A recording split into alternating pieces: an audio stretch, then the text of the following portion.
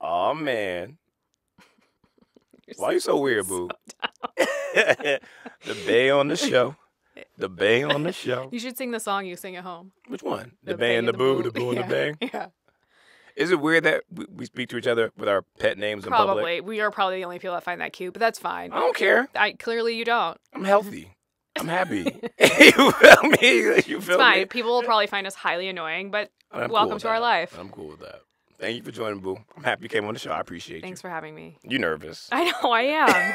It's cool though. I know it's funny because I talk in front of coach, develop, professional development Adults. in front of adults all day long. But this is, a little Different. different. It's one of those things where I was thinking about entering season 2, giving people a bit more context, giving them an understanding as to who I am, who I'm with, and who I have the potential to be. Mm-hmm. And I think you're a really, really big part of that. I feel like far too often we're not given the opportunity to celebrate our partners, and I want to celebrate you. Oh, thanks. On top of talk mad trash, of course. Yeah, of course. But you're a major part of who I am today, and I want to let people know how and why. Well, thank you. And obviously, you're a major part of who I'm I the am bomb. today. And, Yeah. shut up. Yeah. I can't. Yeah. You can. Okay. You can. First and foremost, I guess, let's kind of start off with where we started. Well, actually, tell folks your name. Let's introduce you. And then I'm going to introduce myself, and then, here we go. You're going to tell the story, and then I'm going to tell my version of the story. So let's prepare everyone for that. Yes. Okay. Hi, I'm Rachel. Yeah, that's my name. You won't give him no last name? It's going to be like... Yeah, I don't know. Do they need my full name? All right, just roll with it. Okay, you're Rachel. My name is Rachel Langness. Rachel Tamar Langness, if you want my middle name, too. Gang. Yeah. Real Jewish name there. Shout out to the Jews. I don't know. Boom, stop being nervous. That was awkward as fuck. That'll be edited out. No, we're going to keep that part in. It was great. No, that's weird. Okay. You'll be better. Don't worry. All right. Just keep going. So when and how I first met you, ideally, when I first moved to New York, I was training at a gym called David Barton Gym. Mm-hmm. And I, randomly started training your homegirl, Talia. Yeah. And Talia was dope, first of all. Mm-hmm. I remember she was, super different, loved her whole vibe, energy was cool. And we trained, and then on top of that, she would, pay me under the table, too. So, Talia. And I was like, for cool. viewers, Talia was a girl I grew up with in Omaha. Yeah. So, FYI. Facts. Appreciate that. More context is appreciated. Yes. But, she was dope. And then school started for me, grad school up at Columbia for physical therapy in New York City. And... Hashtag Ivy League. Sorry. I mean, let them know. Let them know. Myself sometimes. Sometimes you got to remind folks. But I don't know how long I was in school for, but I remember you had moved to New York, and you were looking for a trainer, and you asked her, and she recommended me. Mm-hmm. What were you doing, and how did you end up in New York at that time? Okay, so I don't know how far back you want me to go, but live your life. Tell your story. I was going to grad school in Boston, and I was working in Boston. I was working at a school that was a part of Harvard. It was called the Manville School, and it was a therapeutic day school for students that had severe emotional and behavioral disabilities while I was getting my master's in special education. At that point, I knew my career was going to be in education, but when I was there, I started to see huge inequities between the amount of Black and brown boys who were referred to special education services. Mm-hmm. So I started getting really passionate about education equity. And the more I was reading, in the New York Times, whatever, the Charter School Success Academy was just all over the news. Mm-hmm. They were really doing great things for low-income communities. And they also had a dual mission about changing ed policy while also reversing the achievement gap. So I was kind of over my time in Boston. It had been 5 years. I was ready for the next step in my career, and I got really passionate about the charter movement in New York City. So I applied for a job there. It was pretty competitive at the time. I actually didn't think I was going to get it. I got a lead teaching position for special education, and I was like, all right, I'm moving to New York City. Okay, so I moved to New York City, and at the time in Boston, I was training with my homegirl, Esther. Shout out to Esther. She was a great trainer, and I was like, I got to stay on my grind. I need a trainer. Boo-boo. Yeah? Talk slower. Okay. Sorry. See, I told you I get nervous. I know, you get on your little roll. Go ahead, boo-boo. Okay. Slowing down. Yes. Okay. So moved to New York City. Mm-hmm. One of my childhood best friends, Talia, Mm-hmm. had been living there. So I hit her up and I was like, hey, I need a trainer, but like I don't make that much money. So I can't really afford to like have like a high-end trainer at Equinox. Yo, hold up. First off, I'm kind of upset, low key, that I'm the discount trainer. That was the way. Yeah, that was the rundown. Wait, but hold up. She was like, I actually have I know this guy. He's going to school at Columbia for physical therapy, but I'm sure he want to make some money under the table. And he's at Equinox. And I was like, okay, I can afford an Equinox membership, but definitely can't afford Equinox trainer prices. Facts. So, of course, hit you up on Facebook. And let me just tell everyone something. Oh, boy. I know what you're going to say. I swear to God, if you looked at his Facebook profile during that time of his life, he looked like a 40-year-old man. I was like, this is a 40-year-old man. I was bald. He was bald. Well, no, I was shaving my head. I wasn't bald. Let me be clear. Yeah, I was like, oh, he like grown. And he has a child. I thought his little sister was his child. Okay. it was my niece, but we do look alike. Well, someone, she's so cute. She's so cute. I was like, okay, he like real grown. Not that it mattered. I just remember looking at you thinking you were legit 40 years old. True. Anyways, She's older than me. She old. I can't. You had to bring that up. Well, you brought up my age. I'm chilling. I'm just minding my business. I mean, you're okay. Anyways, where was I? We thought I was old, and then we started training. Oh yeah, so I hit him up. We meet up. We start training, and then what happens, Boo? I mean, this is the part he's going to turn me into seeming like a huge savage, and that's fine. Whoa, hold up. There's a big nice part before that. Oh, a nice part. Okay. Go for the nice part. I mean, I still remember what you were wearing. That blue pencil skirt, that white top. It's not supposed to be a sexy thing, Boo. I mean, I met you after work. Yeah. There was one of those moments where it's going to sound so corny saying it out loud. Just but do like, it. No, I'm not. No, say it. You got to say it. This is for TV. Trash. Come on. That's trash. But like, you were different to me in a way that resonated, obviously. Like, if I still remember what you were, and I remember we went to the Starbucks to have the talk about like rates and like what we're going to do and where we're going to train. I remember the Starbucks was mad dirty. There was flies. Like, we went upstairs and there was flies all over the table. We was like, nah, shout out to New York City. Yep. Dirty Starbucks. Facts. Yeah. And then we were on the campus of FIT in Chelsea. Fashion Institute in Chelsea. And we were posted up on like one of those like concrete benches. And I don't remember what we said, but I just remember, like, from jump. I guess I never actually reflected on this, but, like, I really, really, really liked being around you. And we hadn't even worked out nothing yet. It was just more so, maybe I appreciated the potential in hindsight, but we connected. I liked your vibe. You were difficult from the beginning. And I think that part was actually intriguing to me. Yeah. And we started training, we started getting to know each other, and I vividly remember that I would come down from school and we'd meet at Equinox at like 5 or 6. And a majority of our training sessions was just you like decompressing about how hard work was. And we just foam roll for way too long, and then we go and get some frozen yogurt. I think it was 16 handles. Yeah. In, Upper West Side, 77th in Broadway. Gang. Yeah. Gotta. I think, our training sessions turned into kind of therapy sessions for me. I think at that time I was some family drama was going on. Some stuff happened with my mom. Oh, yeah. That was that time. Work was more challenging than I anticipated.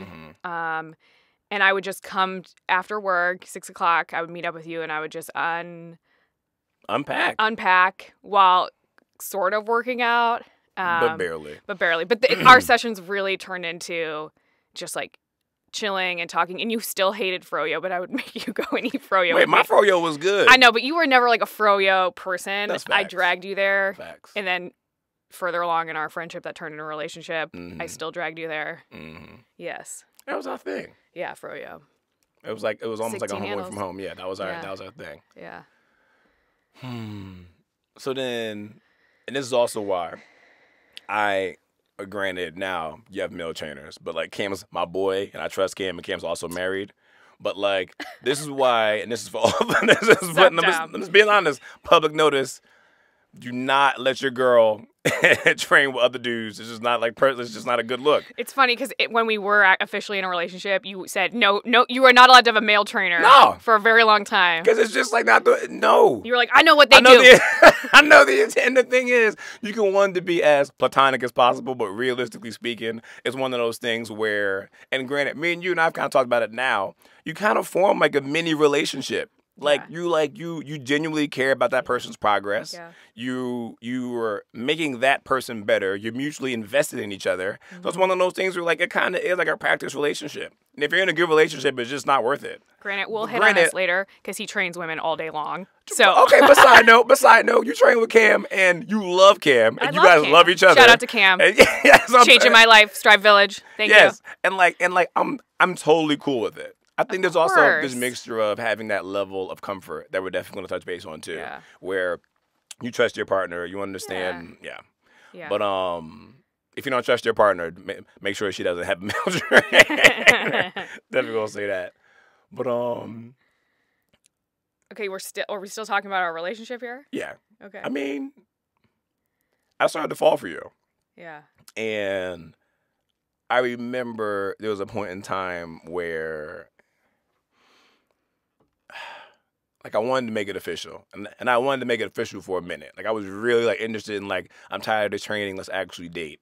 And we were on 72nd Amsterdam. Dwayne Reed. Dwayne Reed, not the CVS. Here we go. The Dwayne Reed on the second floor. And I remember we were right next to shampoos or something like that. Like nail polish. Yes. Nail polish. We were in the nail polish aisle. Yes. And I forgot exactly what I said. I think it was something along the lines of like, I like you. Like, I like you. And what did you do? You laughed. I know what I did, yep. But like... I got so uncomfortable. Yeah! I was like, what? You like me? or like maybe I said, I want to date you or something like that. Something like that. But you legit like shot it down. I did. I said something else I'm not going to repeat on here just for...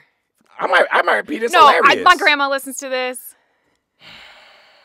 Okay, here, let me say in a wait, hold on. Because before that happened, I think the part that you just brushed over is how hurt my feelings were. I'm sorry. I was like for real. I'm like, it's one of those moments of like, man, well, I can't just leave and go uptown salty. Like I can't look that hurt. Like I gotta act like my feelings are cool.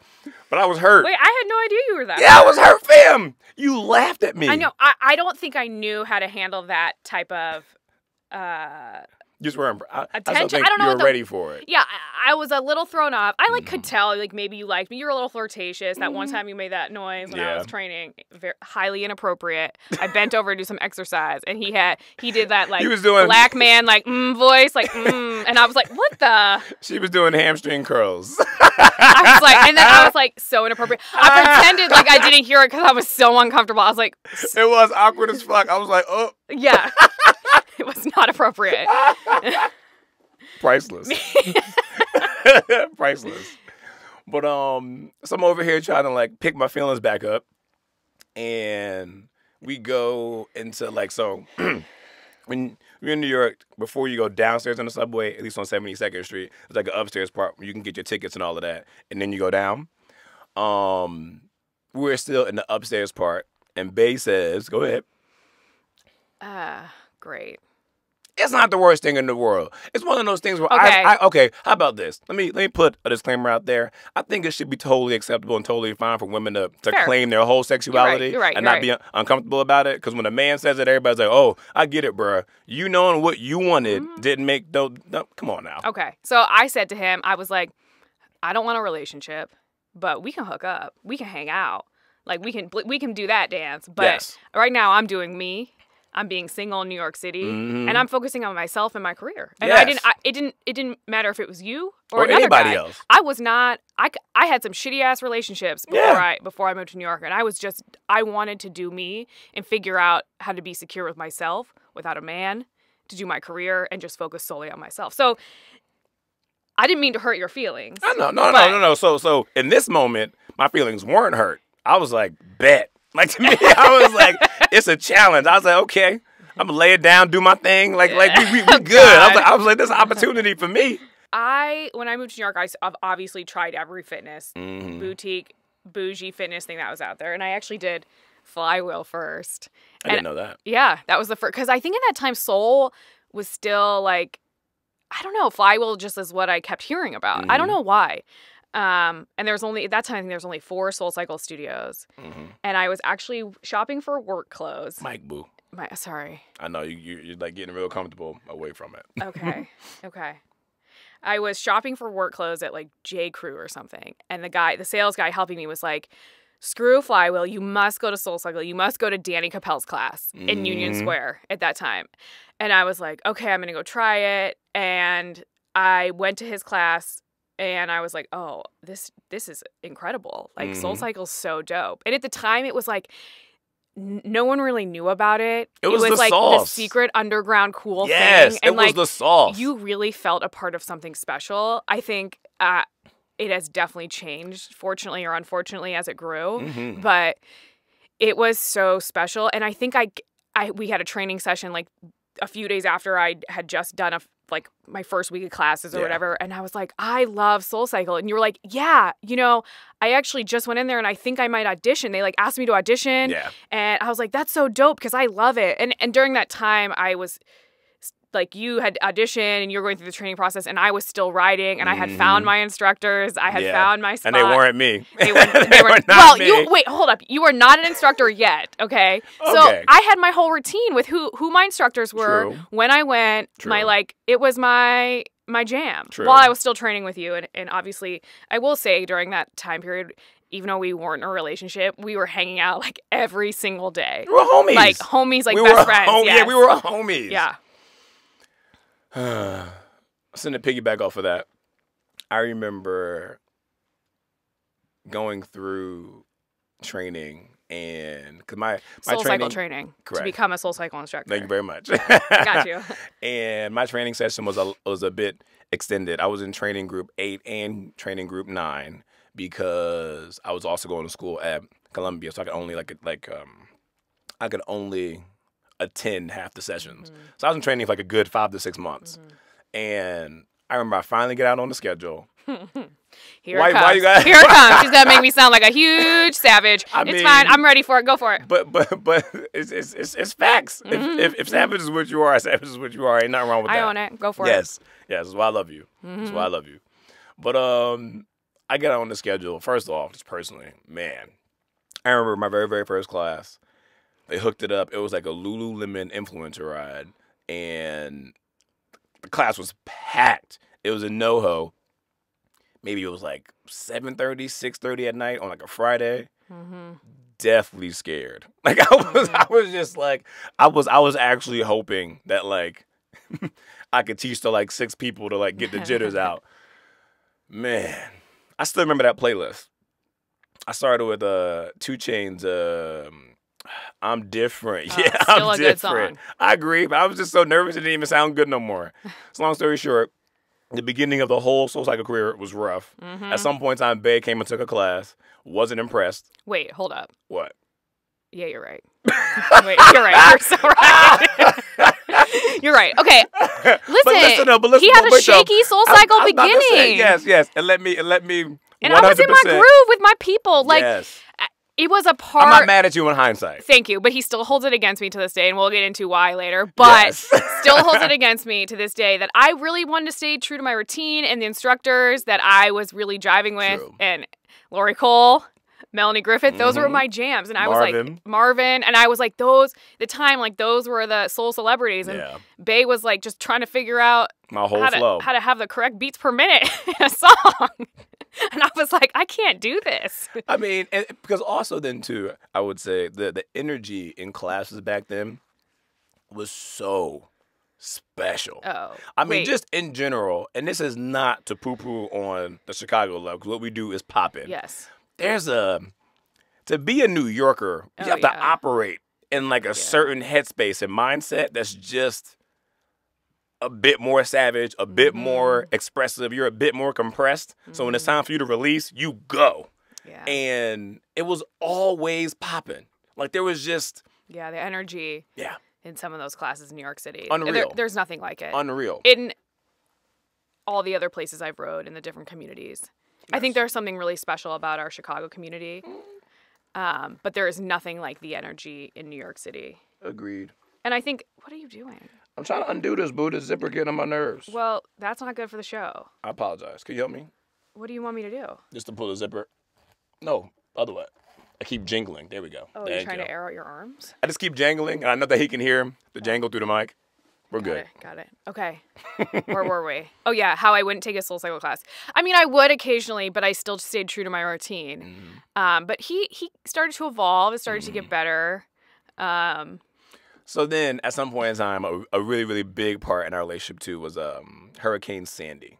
Oh, yeah. And for anybody that was in New York at the time, Hurricane Sandy shut the city down. And like, shut it down. And nothing was happening. It was one of those things where no electricity. Nothing. I didn't have work for an entire week. Yeah. For some reason, the building I was living in Chelsea was like the only building in the Manhattan, neighborhood that had power. Yeah. So we just had our apartment building became like a haven for people that didn't have electricity and power. People were just like using our plugs, just coming into different people's apartments. So of course, I had to let Anthony come stay with me for a week. And we had spent essentially that whole week together. Yeah. And the thing that's funny is a lot of relationships spawned out of Hurricane Sandy just in general. A lot of babies happened too, like legit. Like there was actually not articles. Us. We didn't have a baby. No, not us. No. There's actually like a lot of articles in New York Times that were just like, man, like Hurricane Sandy changed the game up. It was definitely changed the game up for us too. Yeah, I mean, I think at that point, as much as I said I still didn't want to date you, I didn't want to be serious, I didn't want to be in a relationship, I think that is when I realized I loved spending time with you. All right, now pause. So I'm actually happy that so what actually also happened too was what? I'm chilling on the bed and we're watching TV, talking about whatever. Oh, hell. I'm on Yep. Here we go. Yep. I'm on Facebook, and she's all like, I'm talking to my homegirl, supermodel. Shout out to my friend Annette. But at the time, I was like, who is this supermodel who was his day one SoulCycle rider? Yes, came to all his like classes, my ride or die. Hold up. Wait, no. Let me put some respect to her name. Because she was holding me down. I remember there was a time where I had subbed for Jeremy, another instructor that used to be at Soul. It was like Friday, 6 p.m. It was Friday, 6 p.m. And it sold out. It was my first sold out class. And she was there. And she told me how proud of me she was because she seen me from like Tribeca B days. And like, it was just like it meant a lot because somebody. Oh, excuse me. Somebody I clearly wasn't supportive enough. No. You weren't my boyfriend? But watch, okay. Somebody sold me from the beginning and just like stuck through with me from the standpoint of like music growth, just like everything. And I was talking to her about it on Facebook Messenger. No, for hours they were messaging each other on Facebook Messenger while he's laying in my bed. I'm like, okay. Bruh, like, why you keep messaging this supermodel? Like, at the time, I didn't know who she was. I mean, I knew who she was, but we weren't friends. And I was like, okay, I will be real honest. I was getting a little jealous. I was like, why are you're here at my place telling me you like me, even though I wasn't committing to you. Yes, but okay, you were messaging the supermodel for like a good 2 hours in my bed, laying on my bed. Granted, at the time I had a roommate. Like we didn't really have a living room situation. We had so we had to be in the bed. Yeah, it wasn't like True. Yeah, just to make that more normal. Yeah. Like that's where we would hang out and eat and watch TV. So Facts. Just New York style living. Facts. If you know, you know. And so I was just like, jealousy. Mm-hmm. And that was really what changed the game. And then she was like, all right, I'm gonna take this a bit more seriously. It went from like there was a level, and granted this whole time really it was exclusive. But this was like a bit more of a buy-in on your part. Yeah. And then I remember we had went to Central Park recently after. And that was like I think like Central Park in the fall. It was just like there was like a level of like at least for me, you might not remember it. No, I according to your vividly. face, it doesn't. Okay, no, I mean that was. Let me say this. That was the moment. So I think sometimes when you, for me at least, I needed to feel that level of jealousy to realize what I could lose. Yeah. And not to say you were gonna go leave me for. I don't even know how you felt about her. Like you were just friends, and I truly believe that. Facts. But it was that I really realized, oh, I really like him. Like, if I'm getting these types of feelings about another girl, like, messaging you, I like him. And I had to own that on my end because I think I was avoiding it, even though deep down I knew I cared about you and I loved spending time with you. Mm-hmm. So I think, like, the next day, I think you spent the night, and then the next day we went to Central Park, and I was laying there, and I was like, did I tell you I liked you? Like, what happened? I don't remember. You know what's interesting? I mean... No, I know. That's when I felt it. I don't know if I ever told you. I think later on in our relationship, I said that was the moment I knew that I was really into you. Mm-hmm. And I knew that there was something special that we had. And I was willing to figure out what we could be. Yeah. I don't think I verbalized it to you then, but I remember laying in Central Park with you, just chilling and being like... It was just dope. Yeah, being like, we sitting on those rocks or sitting in the grass, and Yeah. I was just like, this is like... Yeah. There was no other place I wanted to be. And I think the moment you feel that and you know that and the person next to you feels the same, there's just something like that's undeniable about being with the right kind of person. Yeah. I hadn't felt in my adult life that I could be so myself with someone and someone could just honor me and make me feel truly authentically me than you did. And I think that's the moment. Like, I probably couldn't have constructed those thoughts then, but looking back, that is a part of why I knew it was real. Mm-hmm. Yeah, and that was, I don't know, what month do you think that was? Well, I mean, didn't Hurricane Sandy hit around like Halloween? Yeah, I think our like dates are all off. I don't know. It doesn't really matter. The point is, so. I like to think our dates might have been on. 'Cause I still remember also, after Hurricane Sandy, walking from your place all the way up to Harlem and like, oh my God, it not being super cold. Like, it really could have been. It was such a twilight zone in that city. It was seeing New York City with the power shut down. Is weird. It's scary. It's like, this could actually happen. Yeah, like it was actually creepy. Yeah, it was. You just will never forget it. No. So fast forward a little bit to, I'd say it was the following spring. Yeah, it definitely was the following spring because I had to move out of my crib in Harlem. Oh, yeah. And I had to find another spot. Yep. And during my apartment shopping, I found another spot in Harlem. It was cute. And I'm not sure if I asked you to come look at it. I did. With me first, or if I asked if you wanted to move in with me first. No. You were like, hey, I'm going to come look at apartments this weekend. You want to come join me? Because I got to move out of... Is that when you were living with Matt? Yeah. Yeah, you had to move out. You were roommating with someone in Harlem. You're like, I'm going to go check out these spots in Harlem. Come with me. And I was living in Chelsea at the time, and I rode up to Harlem with you to, like, check them out. And I remember we were looking at some of them, and I was like, damn, this is cheap. Why am I living in Chelsea in this makeshift... Sorry, too loud in the mic? No, but we just got to catch all that damn.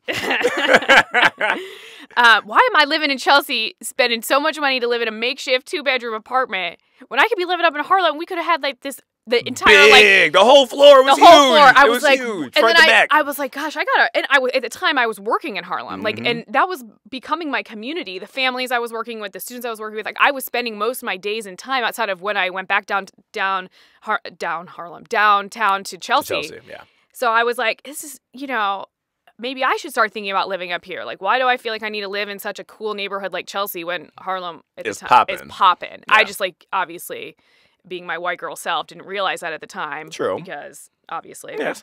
It's not your fault. Yeah. You learn. So. And then after that, we came back downtown. We were in Tribeca. I think we might have just left class. And I'd asked if you were interested in moving in with me. Oh, yeah. We were at this diner outside of the Soul Cycle studio after. And you were like, that was where it was. You were like, so we looked at these apartments. Do you want to, like, just move in with me? And I was like, what? You like me like that? Like, to me, moving in is, like, a serious move. And it was, like... 4 months. I think we had literally known each other for 4 months. No. Yes. Boo. Yes. Pause. 4 months. Pause. No. Think about it. We met in August. September, October, November, and then December. Sandy happened. And January. then Sandy definitely solidified our relationship. It had to be in the springtime, boo. It had to be like April. Okay, fine. It had to be like April. No way. Because, all right, fine. Whatever. Some months. It had definitely not been that long. I would say that maybe. Oh, no. So, no. I remember the reason why you say 4 months was because that was when for you allowed it to be official. Because I remember I had my community ride on January 2nd. And that was when you were ride or die. You were like, I remember you brought me that really beautiful card. It was super sweet. Yeah. It was super sweet. And I read it before class. It was really, really nice. But before that, you was just like, not really about this life. He Here we wasn't really go. about this life, but it was that moment. So that's why for you think 4 months, and me, I think more like 7 to 8. Fine. Because I was fully invested. This is why we have no anniversary date, because we both have very different times about when our relationship started. We have no Because anniversary. for me, it started much sooner. And then for her, she was like, all right, I guess. Yeah, so that's okay, actually so what fine. happened. Yes. In my mind, we had been dating for 4 months, okay? And he was like, let's move to Harlem together. And like I was like, what? Like you like me like that? Or verbatim the words I said to him. I remember. Because I just, to me, moving in together meant something so big and so real. Even though if you live in New York City, it's the smartest thing you could ever do. Because Facts. A, it's just economically smarter. B, you are grinding so hard when you live in New York City. You won't see each other. If you're not sleeping over at each other's places, the likelihood because of you that is your time finding together. time together is minimal. 100%. But I couldn't see all that at that moment. I was just like, I don't know. What did I say? I remember it was a big maybe, definitely not sure. But I remember what also happened too was I came to the realization that I wasn't going to be able to afford a spot on my own just because from a soul cycle class standpoint, my classes weren't popping yet. Financially, I just needed somebody to go in with me on the funds. Yeah, well, and I was in this position where I was going to have to commute into the city from Elizabeth, New Jersey, where my grandma was living at the time. Just to give some context, if you want to rent an apartment in New York City, it is very different than the Midwest. Oh, you have to put first month, last month, broker's fee. You and have $10K in the bank. You have to show that you have like $10K in the bank to be like granted this apartment. I mean, renting in New York City, you have to have funds. Yes. I mean, it is nearly impossible. So because of that, because you're still in school, Soul Cycle wasn't taken off yet. You were like, I have to go live where your grandma's? Yeah. In Elizabeth, New Jersey, and commute to the city. Yeah. And that was going to be your option. Yeah. And then I was like... And you just weren't having When that. you shared that with me, I was like... I got sad. I was like, we got can't really do sad. this. Yeah, I was like, okay, so the option is... I think you first moved in with me for a little bit in my place in Chelsea. And then I got tight for a while. It was just too, I There's not couldn't enough do that space. to my It roommate was- Yasmin. I started to feel like, oh, this isn't fair to her. Like having you there all the time. Even I mean, I don't know if she cared or not, but it just got... It was just tight. It just tight and awkward. And we were both, I mean, you were commuting all over the city. I was commuting up to Harlem every day to work. So it just like didn't make sense. And then what happened? What happened was you found a spot in Harlem. Well, yeah, then I realized we have to figure out how to make this work. And I think there was a mixture of, because we were both looking to find a spot for like us to both live together. Right. And I'm pretty sure I had found a spot, but you had found this other spot. And you were like, I got to put the money down right now. Yeah. It was just, No. so I didn't even see the place yet. No. And you were like, Anthony, I need you to trust me. The spot is beautiful. Putting the money down right now because if we don't, because it was also a steal. Yeah, like no, washer and dryer in the it crib. was These windows were nuts. Still the most favorite, like still if you really my want favorite to see it, apartment. go deep into our Instagram. You'll see some dope photos Like of our still- spot. I remember I saw it online. I was at work, which was like happened to be like 6 blocks away. So I left work. I probably wasn't supposed to, like during lunch. I took my co-teacher at the time, Jamie, with me. I was like, come look at this apartment with me. Like, come check it out. We walked to it. I was like, this is it. I was like, and if we don't put this... And she knew. I mean, and she was like, you have to do it now. And I was like, if we don't put like a hold on this now, we're going to lose this apartment. Because that's how it is in New York City. Like, it will go fast. Like, you got to be ready. So I was like, all right, I got to figure out a way to do this. And I didn't have that 10 grand just floating in my account to like put all this money down to get this apartment. So we had to... Go ahead. I made a call to my dad. I was like, hey, listen, like, help me out with this apartment. I'll pay you back. I just I need to hold this. And, it was interesting.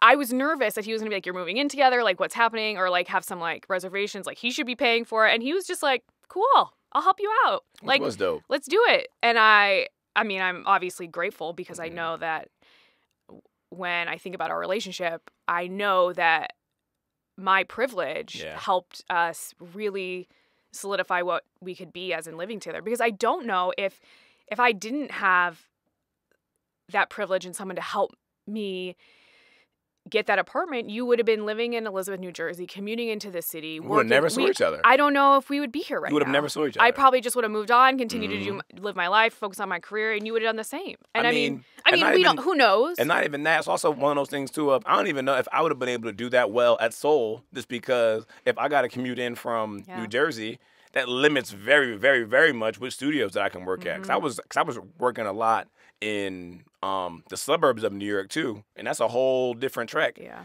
I think something that's interesting about that, and I was gonna wait to unpack it, but I think it's totally appropriate to do it now.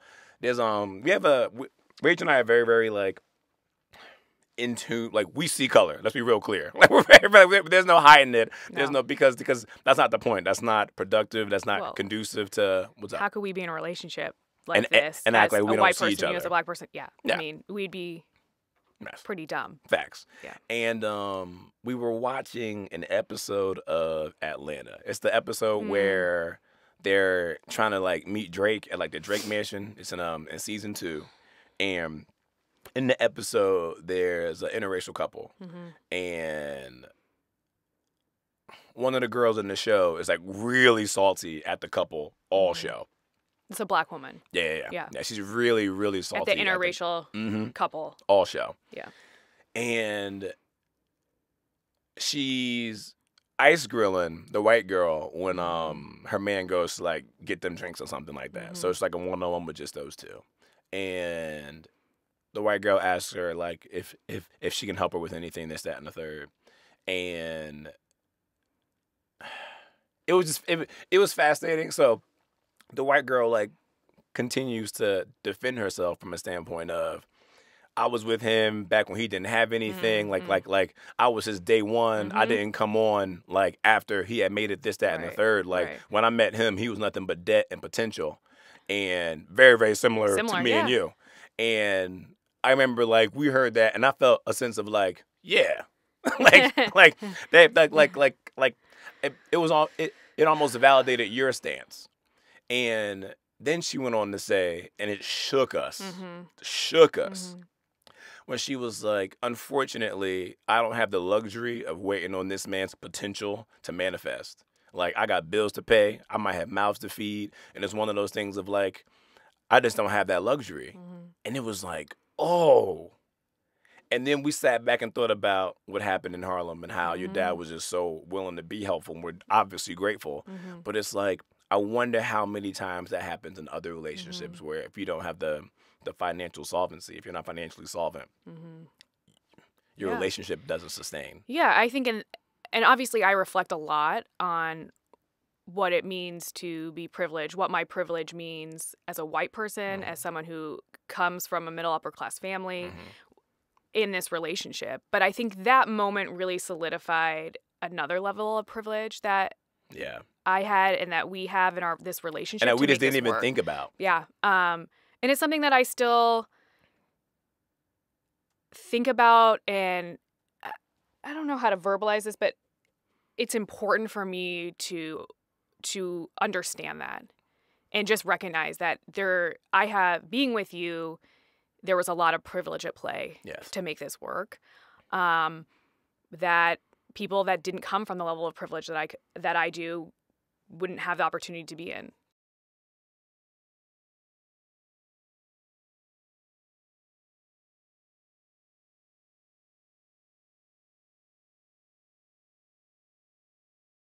Yeah. I think that made sense. I mean, facts, because it's one of those things where even back when we first started and we was broke, we would eat at burger on your dad's dime, you know, the BRGR spot. Like we were. It was. Yeah, he was helping me, but in return, we made it work. Right? Yeah, right. Like he it just kind of put things in perspective.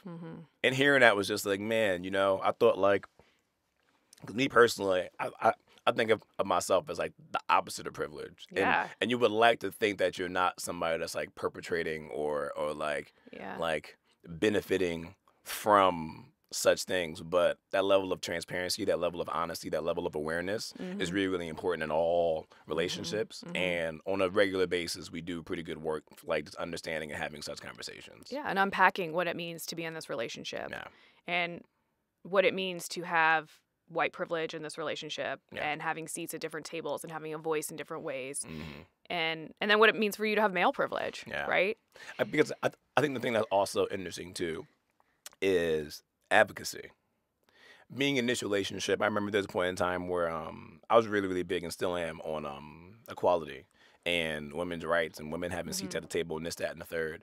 And I remember there's a point in time where I was taking a stance that you agreed with, but you were just like, it's really, really important to know how to be an ally in these situations and know to actually, or like, know how to productively affect these causes, to know how to be a part of the solution and not a part of the problem. There was a part where I was so gung-ho, and you were just like, you can't just tell these women to do that. Like, that's not like that. Right. That's just not the way. That's not why you're an ally. Telling women what to do because you believe that's what's best for women is not an ally. Yeah. But you can hear that. Yeah, 100%. You were coming from a good place. Yeah. But I was just like, actually, that you need to support what they want and how they feel, not tell them how to live or what. I don't remember what the example was, but because I remember you said, like, imagine if a white man that was an ally was just like, man, just work harder and you'll be there, and you'll just be like, nah.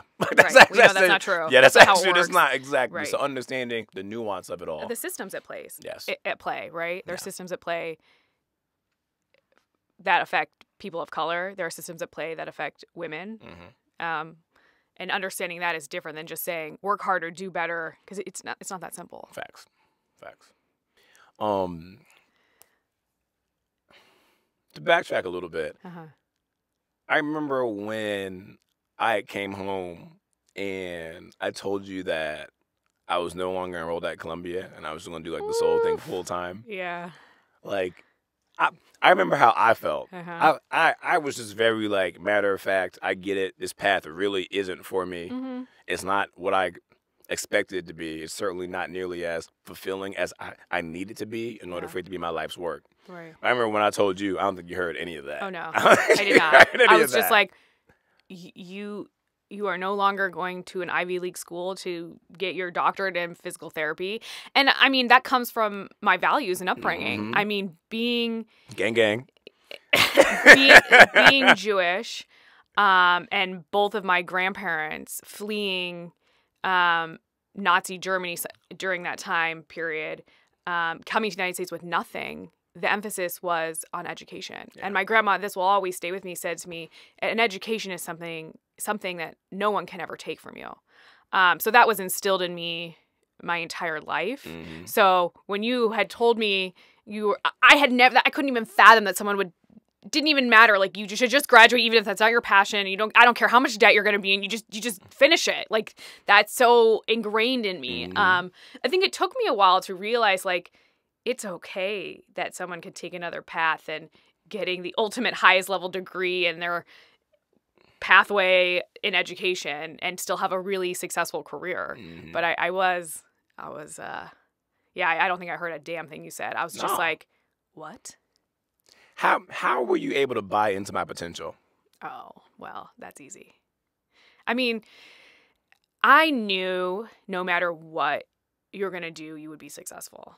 I think I see that in the ways you live, the way you live your life, from micro moments to big moments.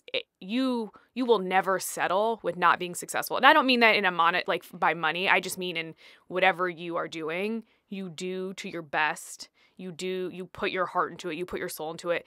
And I knew that, yes, it might not be the traditional way and traditional route of higher education that to me I valued so deeply.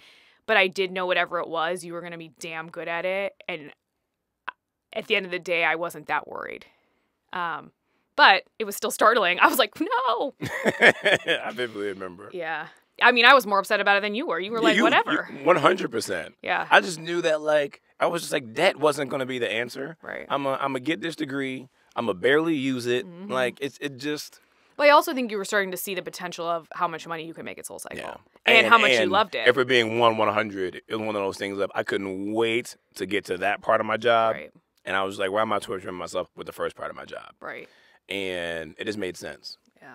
Literally, in all aspects, it just made sense. It did.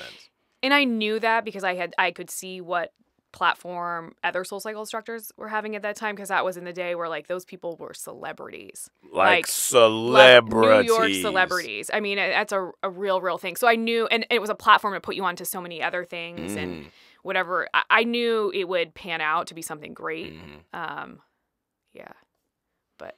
So now transitioning over to, because it's also interesting, I don't think a lot of folks know this, but before moving to Chicago, Soul had asked me to move to DC and to Boston, and I was really adamant about making sure that my next move was going to be my best move, and I blah.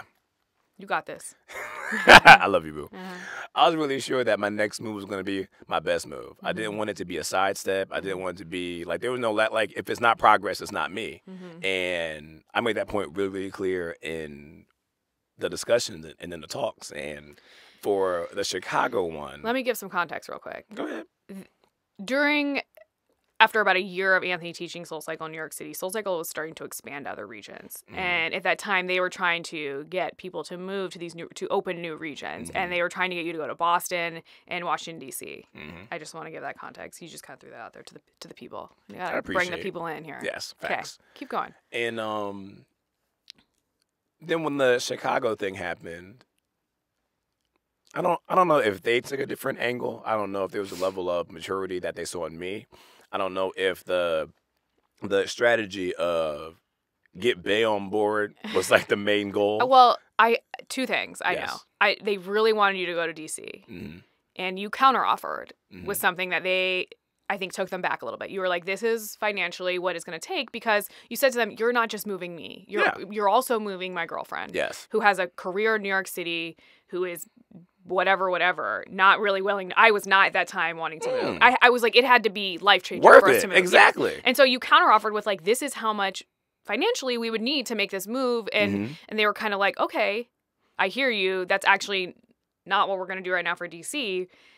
Let's hold off. And then they came correct. Chicago offer came, and they gave me more than what I asked for Chicago. They were like, "We need you to go to Chicago." Yeah, and they were willing and able to connect you with like education. Well, yeah, I think if we go back into the SoulCycle days of Julie Rice and Elizabeth Cutler, these are the people you were negotiating with, and they knew who I was. They understood my career, and they understood what you meant to me. Right, and I remember you would come back from these meetings with them, and they would be like, well, what does Rachel need to move? How are we going to get Rachel to be on board? What do we need to tell her? And I just think the power of women running a company and saying that to you is just so incredible. And and inspiring to me that they cared that deeply about the woman in your life, making sure she could move her career along with you. And knowing that they had the connections and power to make sure that I could be set up when I came here. I remember she was like, I know Common. Like, I know he does a lot of education stuff in Chicago. Do you want me to connect you with him? And I was like, great. Like, honestly, bring it up, like, but how cool that these women thought so deeply about not just you, but the person who was also making the sacrifice, right? Which, I mean, speaks volumes to what that company was. And that's also just one of those things where, like, corporations should be able to take note and, like, that makes sense. Like, you get the wife on board, like, of course he's going to go. Like, of course, this like he can't say no to her. So it's like, it definitely made sense. It was definitely appreciated. But, and it helped us make that choice together. I also knew, and if I'm in my own career in New York, yes, I didn't want to leave New York, but I was at a standstill at my role at Success Academy.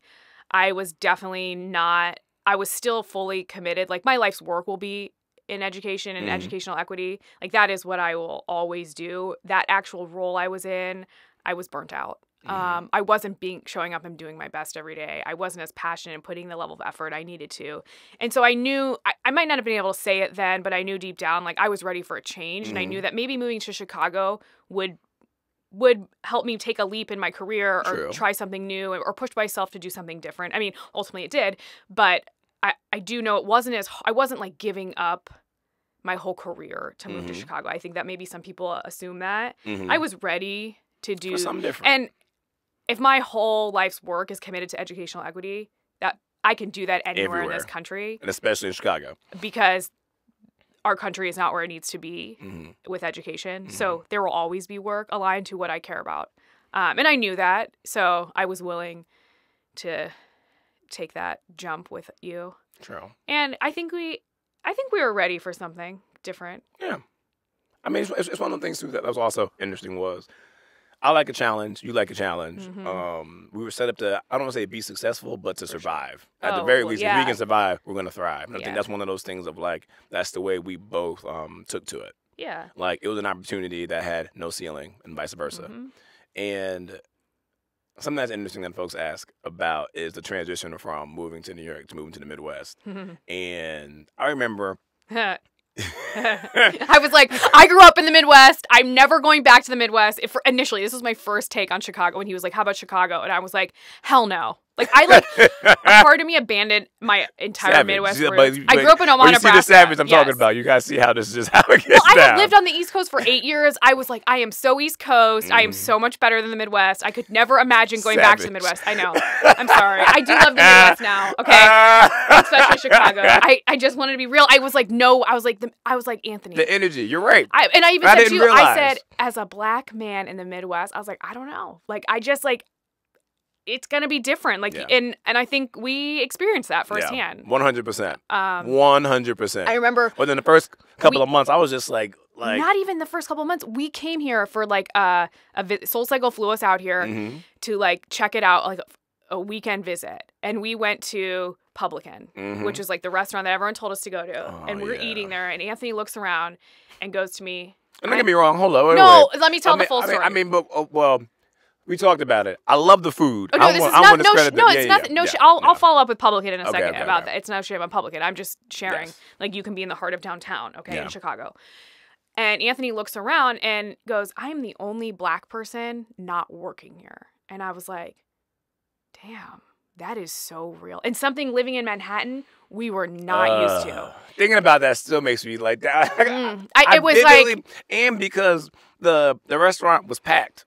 So we only had those stand-up seats. Yeah, we weren't. Yeah, it wasn't like it was empty, right? No, and I was just like, it was a Saturday night, and it felt uncomfortable. It did. It felt uncomfortable. Yeah. And that discomfort kind of became the new normal. It kind of came like, so this way that we operate in these spaces, and it wasn't even like an underrepresentation. It was just an in general lack of, I don't want to say integration, but like.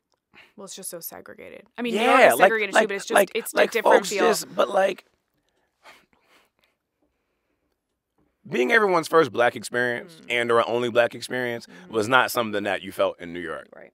You know, like you sit next to any and everybody, socioeconomically, ethnically, culturally. Well, I don't know socioeconomically. New York's the most expensive city in the world. But don't get me wrong, Fortune 500 folks take the same subway that homeless people are on. You're right. In the subway. You know what I'm saying? I think, So there's still exposure. You're for sure. Here, that wasn't it. No. And there's this borderline, like, there's a level of fascination where, like, folks aren't trying to be rude. I just recently read up on the thing about the white liberal do-gooders who, like, talk down to black folks unintentionally. Right. Where it's like, they obviously have great intentions, but they're still very, very aware of, like, the biases that exist. AKA my whole family. Facts. I mean, I'm actually happy you brought that up. Yeah. The one that said, oh, he speaks so well. Yeah. Just like that. Like, it's just like, we can't. No, right. But they all think they all care about equal rights and course. All of, like, Democrats, but yet they still have biases and say ridiculous things like, wow, he sounds so smart. Would you have said that to a white person? If I was dating a white man, would you have said that? No. Woosah. Yeah, I know. So there was certainly a lot of that. And a lot of tolerance I had to build, a lot of patience. And it's also took me a minute to find like my squad. Oh yeah. People which I could be myself around. People which I didn't have to always explain what like I could just be. I could just be authentic. Yeah. And more importantly, in Chicago's where I found a great deal of people whom of which I aspired to be like. Yeah. There was and granted in New York I did a lot of leveling up. And you guys know who you are. Yeah. But in Chicago, I found black people that were living on a level that I aspired to live on, who completely understood my position and the context and what we have to endure as like people with melanin and or this degree of melanin. And I was also in a place in my life where I was ready to take off in that space. I think by the time I moved here, I was 27, and I was more so and granted, we're always figuring ourselves out. But like, I feel like when you're in your 20s, you're still tolerating a lot of shit that you won't tolerate when you hit 30. And as I was fine tuning all those, like getting all those no's out the way, I saw a lot more yeses that I wanted to be and that I wanted to achieve and that I saw for myself. Yeah. And now, I mean, shit. But like the transition, I think that in general there was just a lot of growth for the both of us. Oh yeah. I mean, yeah. I mean, professionally, personally, with our relationship. I mean, moving here together was, to me, in our relationship, such a solidifying moment that I knew us together, we can move mountains. Yeah. Like, for real, for real. Like, there's a level of, like, teamwork. Yeah. There's a, not only were we great partners, not only are we really, really happy, but we really make each other better. And there's that component that I think not every relationship folks allow that to be the case. Yeah. It's always like, oh, the women support the men, and then the men, like, no, like we're both very, very clear that like we support each other, and like I enjoy cheering for you more than I enjoy cheering for myself. I think that's real, and I feel that. Yeah. I mean, you're my biggest. 100%. I mean, 100%. When I start to doubt myself, I know, but we can't say it. We can't say what he says to me. But he basically says, pull it out. Let them know. Let them know what time it is. Let them know what time it is. And I walk in. I remember had an interview at Google, and I walked in and I was just like, I kept repeating that line that you tell me in my head, like, just let them know who you are. Because you're more than capable. Yeah. Another thing I like too, speaking from a teamwork standpoint, something that I really appreciate that you're amazing at is you're really in tune with me emotionally. You're really in tune with me from a standpoint of you know exactly where my blind spots are. You know where you need to look because you know I'm not looking. And you give me a perspective that I really respect and appreciate because it's always right. Thank if you. It's like I've been waiting for you to say that. All right, chill out. Okay. Always right. But because there's also the balance too of there were times where you would like pick a fight that didn't need to be picked.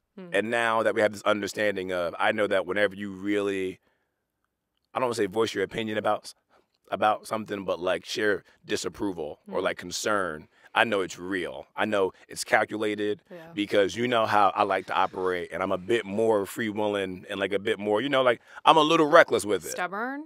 Yeah. Whatever. That would be. That's the word I like to use. I'm a little reckless with it. I have to work things in that I think you need to change or do, and you gotta finesse it. Yeah, a very strategic way. But I've learned how to do it. Yeah. And I do think over time that you've learned to trust my 100%. My thoughts, my opinions. 100%. So you're like, yeah, I know I'm gonna be mad right now, but you're probably right. And then 100%. It works out. Yeah. Typically. Yeah. I'm not always right, but I think. When's the last time you were wrong? Oh, that good answer. I'm just being honest. I don't know. I'm really not trying to be nice. Oh, okay. Great. Just being honest. It's one of those. Oh, boo. Got me sick. I brought the cough drops. Do you want them? No. It's one of those things where I think that's really beneficial, and people take that for granted far too much. I was having a conversation recently on one of the other shows, and I think we need to redefine, maybe, or bring to the table other versions of what healthy relationships can look like. The idea, we're talking about like male fragility and masculine and toxic masculinity, and this idea that like, well, we need to keep our women down so they can't outshine me.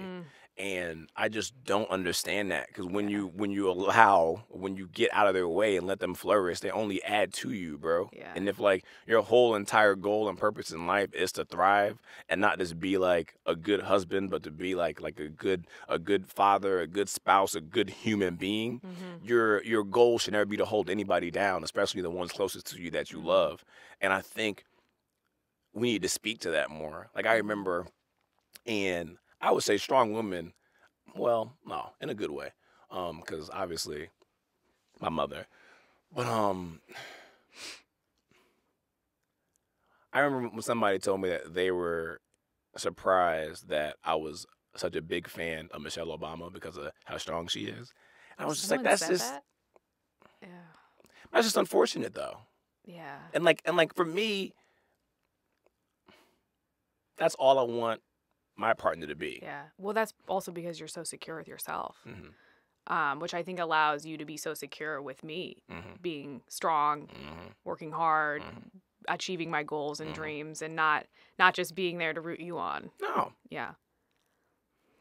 When did you know you wanted to be with me? I think we talked about that. Well, I know 2 times. How about this? Maybe I didn't say my part. The 2 times I knew, definitely, was that one time we were in Tribeca in the park, and that little kid had his race car. And he was like being nosy. He was maybe like 3, like 4. You probably know his age better his than dad me. was playing basketball. He was bored. He was just kind of like being nosy with his little race car or whatever. And he like wandered over to us. And I mean, your ability to, I don't want to say like disarm, but like he went from pretty shy, like pretty like I don't know what this is, to legit like eating out of your hand. I was just like, man, like you are really good. And like it took maybe 60 seconds. I remember thinking to myself what I would say in that moment, and totally wouldn't have did that. I was like, okay, so she's a savage at this, dope, passionate about what she does. And I would say the second time, and I've told you this one, is when we were on the train to Metro North. And Oh, yeah. I think there are riders in my class. Yeah, 2 white men riders who commute from New York City out to the suburbs, like in Connecticut or whatever it is, where they live. And they had asked what you do. Yep. And what'd you tell them? Do you remember? Well, I think I told them I was like, I work for Success Academy, which is the top charter school in New York City. And my students actually, my black and brown students, outperformed all the fancy white kids on the Upper East Side. Yes. That's what I do. I vividly remember you being like savage. I was just like. You were very taken aback that I just. Because also some more context, right? She didn't say it as nicely as she said it when she said it to them. I probably had a rough day. It was like they had offended her, and she was just like, "Fuck your kids." Yeah. It was fuck your white privileged kids. Look at what my kids are doing in Harlem. I mean, reversing the achievement gap and outperforming the. Yes, I just remember being like, "You the one." I was just, yeah. It's your strength that I'm attracted to. Thank you. And every time I see you flex, I smile. Thank you. Do you want me to share that? Are you ready now? You ready? Because you said that you shared. Go ahead. Oh, I guess I didn't hear the question properly. Okay. I can think of like particular moments where it's elevated for me, where I'm like, oh yeah, like I really love him, or this is like why I'm with him. But ultimately, it's a culmination of how you are always so authentic to yourself, and you never sacrifice that, no matter what you're doing. And I think that is such a beautiful quality that I strive for.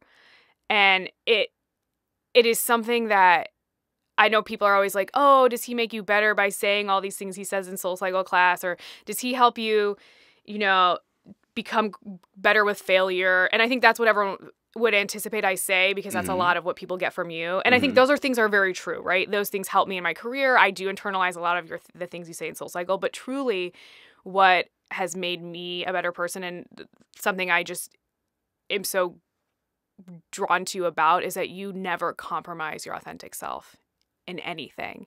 And not only is that just like so attractive, it actually just makes me better too, to remind myself of my core values, to remind myself who I am, and to never sacrifice that. And yeah, it's just something I truly love about you and adore, and I think has made us in some ways just so strong, because you don't sacrifice who you are, and I try hard not to sacrifice who I am in return. I've never heard you say that. Well, here we are. That was sweet. Thank you, boo. You're welcome. I mean, I think that's what happens, not consequentially, but happens naturally from us communicating the way we do. We preserve our energy, but I actually think we just communicate really well, so we don't get to a place of fighting. Yeah. Like, do I get mad at you? Do I yell at you? Of course. Does that, I mean, you don't really yell at me, but. Never. I know. But I do yell at you all on that. Yeah. But I think it always comes down to we just communicate. Yeah. And it's not to preserve energy. That's just how we want to go about in our relationship. Well, the thing is, okay, I think it's interesting that that's the way you see it, because I actually do see it from the standpoint of, in prior relationships, I would allow myself to, like, argue. I would allow myself to yell, and I would realize it never ended a conversation any sooner. It never, like, it was of no benefit. Yelling made my blood pressure go up. It made me sweat. It made me uncomfortable.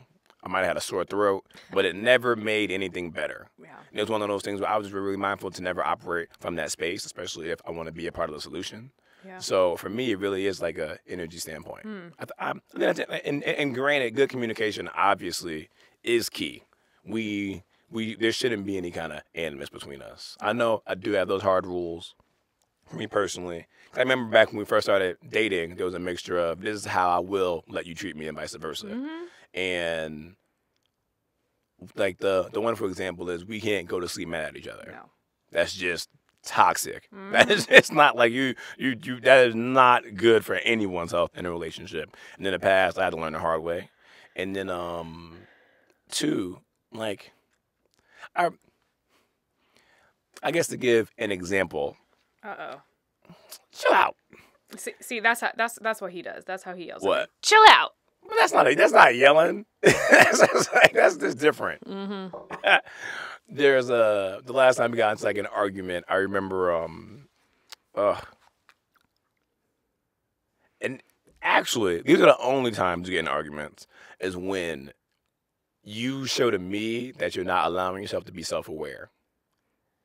And what I mean by that is, in these arguments, I'm able to take ownership for what I could have done better in said situation. It's because that's really, really important, because it takes two people to argue. And then I will go, is there anything you could have done better in this situation? And of course I say no.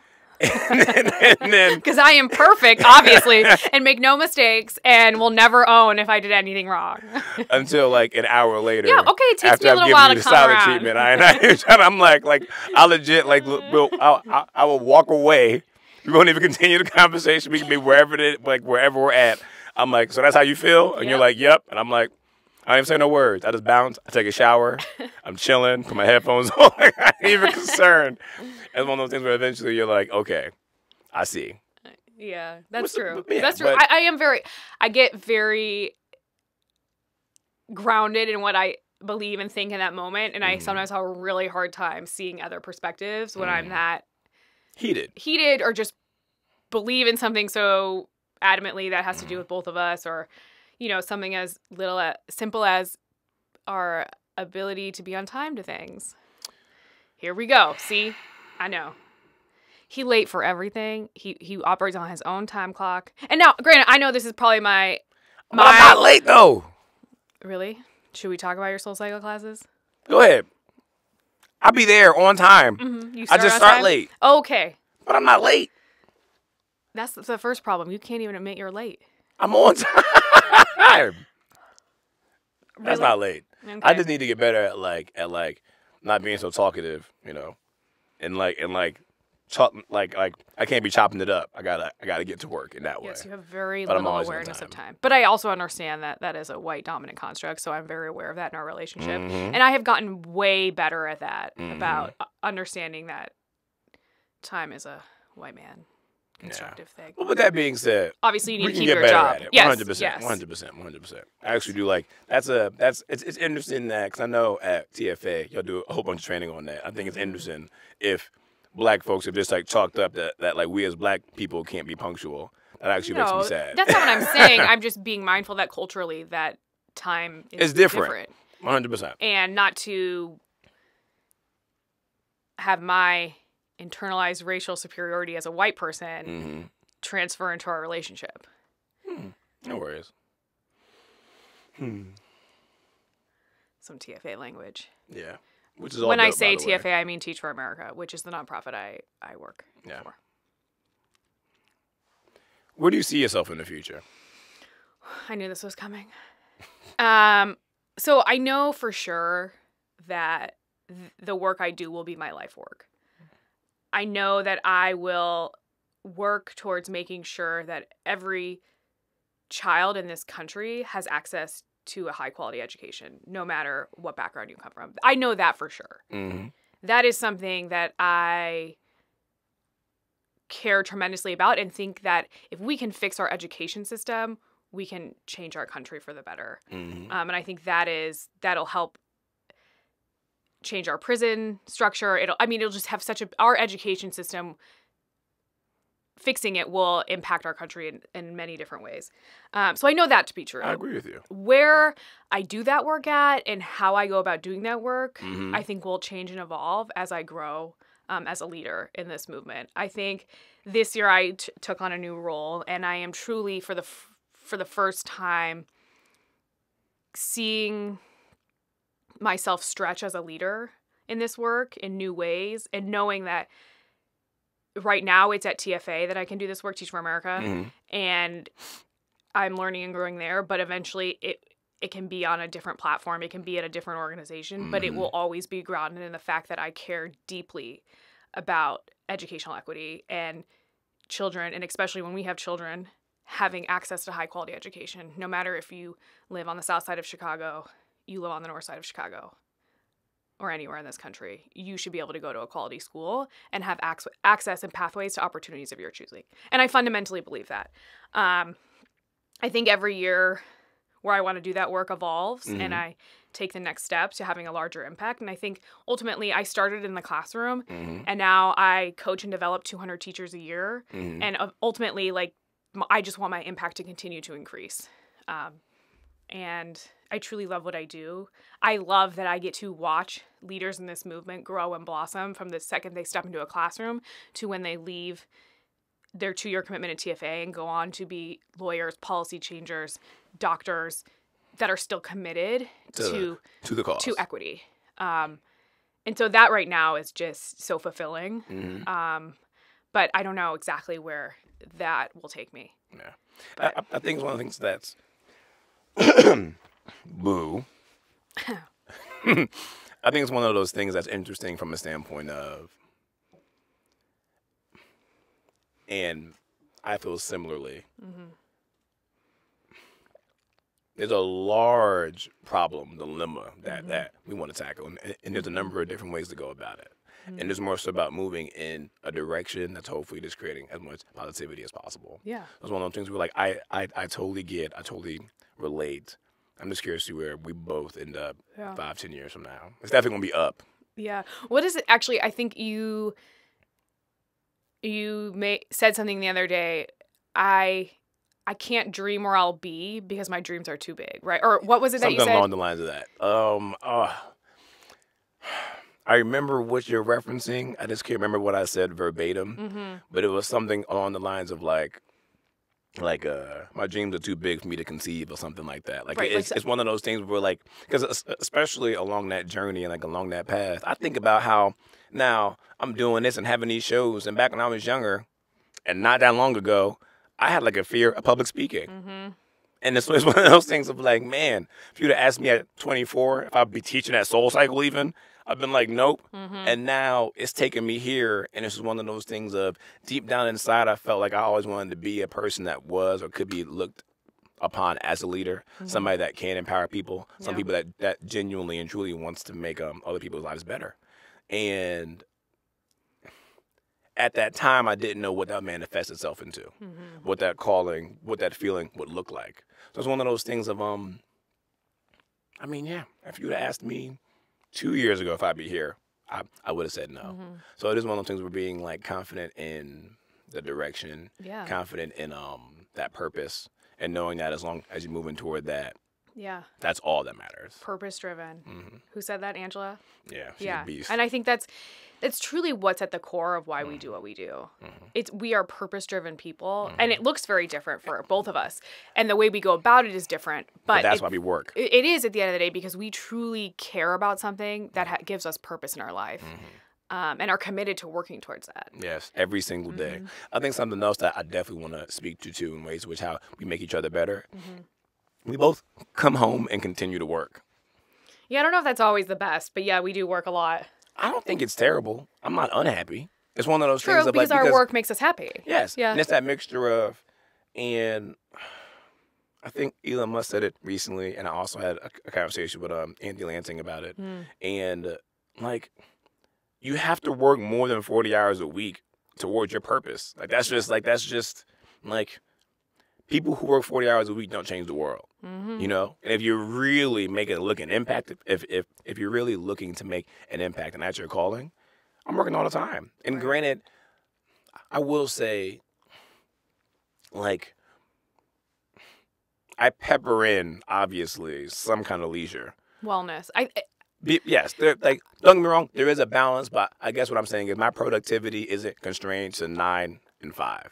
Exactly. I don't think you sacrifice your well-being. Yes, there we go. I don't think you sacrifice your mental, physical health because of work, but we are always working. Yeah. But I have figured out how to have balance with always working, but always knowing to take the time I need. And I think partly that's obviously where I work allows for that, to be the flexibility to do that. But I can't be my best and show up in this work if I'm not taking care of myself. Facts. And I think being reflective enough to figure out what that is for you, for anyone, is incredibly important to sustain in something that is so purpose-driven and hard. Yes. And I think that's something I work on with my teachers all the time. What is it that's going to help you sustain in this work? Because that's actually a part of having a lasting impact, is knowing that if you want to continue in this work to really have change, you have to take care of yourself. Otherwise, you leave the work and you actually can't have that impact. And you've seen that happen. All the time. I've seen it happen too. All the time. So I think that I think we do a really good job, though, of knowing like when we need to step away, when we just need to turn on some dumb TV. We actually don't watch that much dumb TV. I don't. I spend no time doing that. Or when I can't watch the news, I'm just like, I just can't watch the news right now. And I know that's coming from a place of privilege, right? That I can turn that off and I can walk away from it and be in my safe, bougie home and walk away from the work and everything. But sometimes I just have to make sure that I can show up the next day ready to work. Yeah, for the cause. Yeah, ready to be my best. I 100% agree. That was solid, boo. Is there anything else you want me to ask you so, like, you could flex? I just flexed my shoulders off. Live your life. That's crazy. To flex? What do you mean? Is there any question that, like, you want to shine on right now? No, that's weird. What do you want me to say? I feel like I shined. I think you are shining, but just in case you have, like, some big idea. Oh, actually, you know what? No, this is fucking perfect. I know what I'm going to do. You ready? Ready. I am, like, I do feel myself, like, my energy. I told you to eat. I know my energy is like really getting low, so I need to like worry about the blow drying and shit. I told you to eat food. Okay, I know. I just got the spray tan and shit. I was like, eat. Shut you gotta eat food. But whatchamacallit? Do you want to talk about the hardest thing about being an interracial couple is? That's a great question. Photographs. Taking photographs together. I'm glad you did joking. That. I'm joking. That is not the hardest thing about being in an interracial relationship. But it is highly annoying because he always puts the filter on to make himself look lighter. I always put the filter on to I want to look lighter. Not lighter, sharpen it. but like, okay, excuse me. Whoa. And then you make me look like Casper. I mean, listen. Just because it enhances me and blurs you. Yeah, see? That's not my fault. Anyways, I'm only kidding. That isn't the hardest part of being in an interracial relationship. I have a question in reference to automation. So why you gotta get mad? All right, just hear the question first, right? So in America, we have a major problem with mass incarceration, right? The whole school to prison pipeline. You're very, very like, what's the word I'm looking for? Passionate. Yeah, and just like aware. Yeah, I understand it. 100%. The system. At a simplistic level, right? Okay, I'm not an expert in the school to prison pipeline, but put a little bit more respect on your name. But anyway, that's not the whole question. Yep. The real question is, I really see that there's going to be no place in the future for low-skilled workers.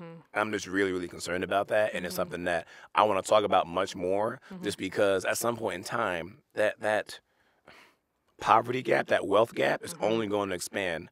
The only people with jobs are going to be high-skilled entrepreneurs, or in those safe jobs that can't be taken away, like lawyers, engineers, and doctors. But everyone else who's no skill, everyone else who's, low skill. I don't want to say no skill. That's grimy.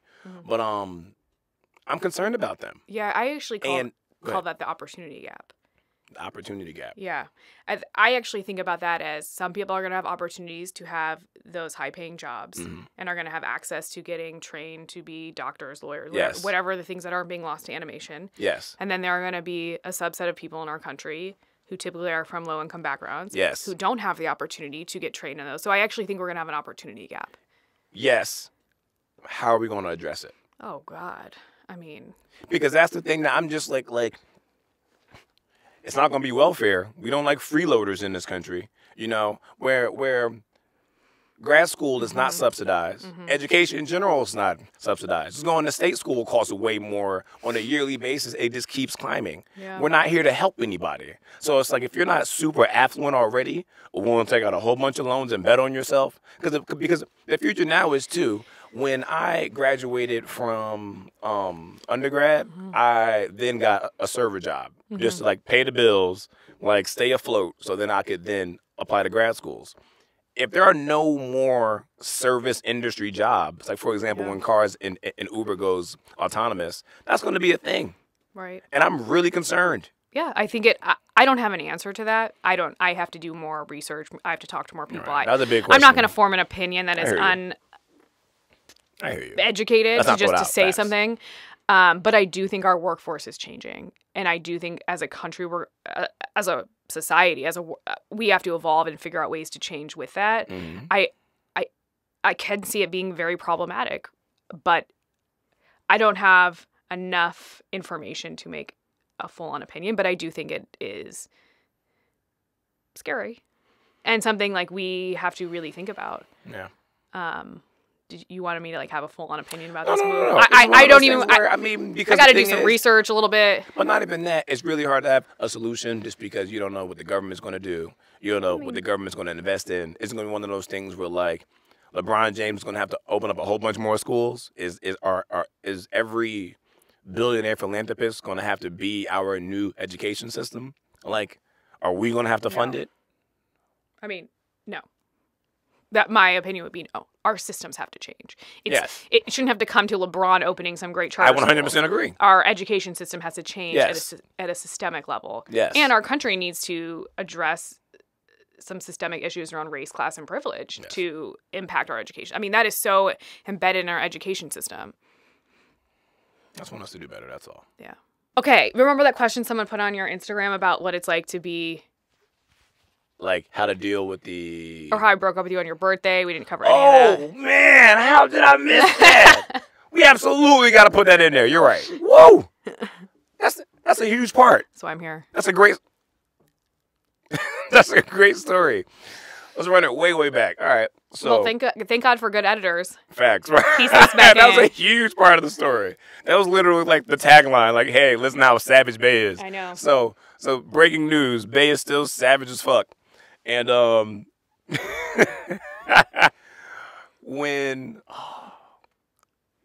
was it our first year being together, or like almost our first year being together? No, May is your birthday. Yeah, we met in August. So how could that be a year? Okay, so to me, I would say 9 months after us being in a relationship, and the Bay just 5 months after us. I had been in a relationship with Anthony for 4 months. He had been in a relationship with me for 9 months. Yes. We are on different timelines. Bay is actually the reason why I love fine dining as much as I do, because she was actually my first like introduction to it. I remember in New York. I don't know why I did that to myself. It's really created I don't think that's my wallet either. Slippery slope here with his bougie eating habits. But continue. His lifestyle period. But we went to Jean George's ABC Kitchen, and I remember I walked in just like eyes real wide. It was your birthday. I was like, I'm gonna take him out to ABC Kitchen. Partly because it was my favorite restaurant at the time in New York City. Savage. And also because, like, what a fun time, like, take him out to... I knew, like, you were eating Chipotle every day. Bae thought that was, like, the best thing ever. He would drag me to damn Chipotle all the time. He knew every server at the one on the Upper West Side. And he would get, like, extra everything. But that's fine. So I was like, we are not going to eat Chipotle. We are going to go out to a really nice dinner at ABC Kitchen. And I'm going to take him out to dinner. It's his birthday. I did know all the servers. You did. It was... They held me down. The extra guac. I cannot eat Chipotle. You got that extra guac for free? What y'all know about that? Y'all know about that. You're so dumb. VIP status. But we walked in. That was Bay's version of fine dining. And I remember, it was, prior to. And I remember we walk in, and To ABC Kitchen, we walk in? Yes, we walk in the ABC Kitchen, and wide-eyed, waiting for our table, and the waitress comes up and shows me, like, the drink list. And I don't know if she asked me what I wanted or what. No, you happened? go, can I see the whiskey? Uh-huh. Like, you were asking for a whiskey list, but you just said, can I see the whiskey? Uh-huh. And she was like, yeah, let me go get it, or let me walk back here or something. And Anthony thought I had to follow her. He had to follow her to go to like some whiskey room or something, but she was just going to get the whiskey menu. And I was like, what are you doing? Like, don't go follow. It was so awkward. It was really awkward. It was obviously he's never been anywhere before. I was just like, oh, here we go. Yeah, I think you pulled me back and was like, what are you doing? I was like, oh, my bad. I remember we sit down, we eat. I'll never forget the scallops. Like, really Wait, why do you say sliced. scallops like that? Scallops? Isn't it scallops? That's what I said. Say it again. Scallops. Scallops. Anyway, they were really, really thinly sliced on a like super cold plate of like shale. Like it was like slate. You would remember this. I mean, it changed my life. Look at me. And it had like a little bit of lemon and maybe like a little bit of cucumber. And it was bomb. I remember just being like, I didn't know scallops could taste like this. And what happened?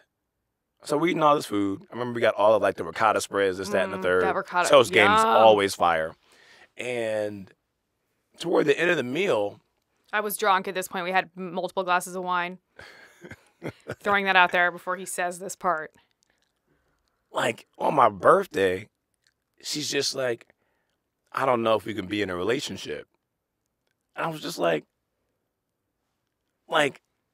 I mean, granted, in hindsight, the more I think about it, it wasn't that savage, but just like hearing she set us up to go on this date, like fine dining, my first fine dining experience on my birthday, to dump me sounds awful. I did not walk in there with thinking I was going to dump you. I got drunk. Not drunk. I had a little too much wine, and my emotions started flowing. And something that had been deeply in the back of my head came to the forefront, and I verbalized it to you, which was, let me just say, before you just keep telling people I dumped you on your birthday. But you did. Okay, I did, but here's how it went. Let me give my version. Yes. You were about to become a big SoulCycle instructor in New York City. And at the time in New York City, SoulCycle instructors are mini celebrities. And a few of the straight men instructors that I knew that were teaching in New York City at the time were hooking up with mad girls that rode in their classes. And I truly just wanted to make sure. That's actually funny. I wonder the folks that Soul thinking like. I know. Sorry. So sorry. And some people probably know exactly who I'm talking about, but I just didn't want Anthony to have to choose between like being a little mini celebrity and hooking up with all the girls that he can in his front row or being with me. And I didn't want to be in a position where I felt vulnerable all the time. And I was questioning like, who are these people? Like, and I think this is to the point that someone asked on Instagram, like, what is it like to have fangirls in your life? I didn't want to have to deal with that. I didn't want to put myself in that position to be insecure about who's taking your class, who's following you, who's hitting you up, who's sending you weird messages, who's staying after to stretch and be inappropriate. I just was like, I don't need that in my life, so I'm just going to make the decision to back out now and let you do you. And then like my whole thought was, and maybe after you like do that and you still want to be with me, like we can get together later. And so all of those insecure feelings came out at that dinner, and it happened to be on his birthday. And I was like, I want you to go do you. Go hook up with all the girls at SoulCycle. Like, go live your life. And you were like, no. That's legit. Cause I vividly remember because we did get to that point during the meal. Yeah. And I was like, I've been wild before. Like, like I did the college. I did the like I've done too much. And I know that too much is never enough. That's not even what you said though. I mean, I'm not gonna say what I said. I know. Good. Like, come on now. That's the PG version of what he did say to me. Yeah, like I just knew that more was less, if that makes sense. And it was one of those things of like, at the end of the day, I wanted somebody that I could come home to, reflect, conversate, like just like, or converse, build with. I was tired of playing games. Yeah. Like I didn't like, that wasn't my goal. It didn't make me feel satiated. It wasn't like, I wasn't like, I knew what I wanted. And ideally, though she tried to dump me, what it really was just me letting her know and giving her the assurance that I was in this for the long haul. But you 100% dumped me, though. I did. But then you proved to me that, like, I actually don't want to be hooking up with random girls this whole cycle. Like, I've done that in my life. Like, I'm serious about it. I mean, it's just like, it's just mad work. Yeah. And I think over time, you proved that to me. Yeah. Did I believe you at face value then? Yes, but there's always that, like, in the back of my mind, like, the access is so there. People, I mean, fangirls are heavy in New York City. It's not actually true of Chicago. Like, I don't see that level of savage from women in Chicago. No. But, I mean, in New York, like, women would stay after in your classes, half naked stretching, and try to get you to stretch them. Like, inappropriate. I vividly remember... Shout out to my girl Jana, who knew that was happening, went back in the room and regulated on this girl that was doing that. She was like, this girl is not staying in the room with Anthony. I'm going to see what's going on. Love you, Jana. She always had my back. And there's the other time I was just like, this is like, she wanted to show me where she had pain. And I was just like, it was weird. And there were other people like in the room, like wiping off the bikes and stuff. I was just like, nah, I think you good. I was just like from afar. I was in it afterwards. I went to the front desk and I was like, yo, you won't believe what just happened. It was, yeah. So I mean, but I think real. Yeah, but over time, I just realized like that shit's gonna go on, and like, and it's not gonna affect. And I believe in us, and I trust you, and I can't spend my days worrying about that. I just can't. And I made a choice to believe you, trust you, and that was it. And obviously, you proved to me that I could. And now I don't even... We also have like a different level of relationship. 2 eyes. I think something else is also interesting, too, from a standpoint of... Something else is also interesting, too, from a standpoint of our level of transparency. Maybe we'll edit this out. But I just think we have, in reference to people whom of which... What am I trying to say? Like, if I'm attracted to somebody, I'm not afraid to tell you. If you're attracted to somebody, you're not afraid to tell me. There's like an honest discourse and understanding of like human nature. Yeah. We do our best to just kind of extinguish any kind of jealousy at all within our relationship just because it's not healthy. And I think maybe it's one of those things where, given my position about working what I do and how bad the Bay is, it's one of those things where in order for our relationship to be healthy, we really have to make it a point to like exercise being transparent and not just because. And I think you solidified that early on by showing, like, some girls would send you some weird Facebook messages, and you'd be like, look at this message. Like, we would just be really upfront. And you would ask me, like, hey, can you not have your ass out? Thank you, Bout, for coming on the show. That's it? Well, just operate. Just operate, like, you know. Oh, okay. Thank you, Bout, for coming on the show. Thanks for having me. I appreciate you. I appreciate you, too. We got to go run some errands. Yeah, we do. And then go to some restaurants. Shocking. Yeah, we're hitting up a restaurant called Etta. No. Don't plug. No plug. Yeah, they ain't giving us free food. You're right. They give us free food. No plug. Cut that out. Well, we'll keep that in because that's funny.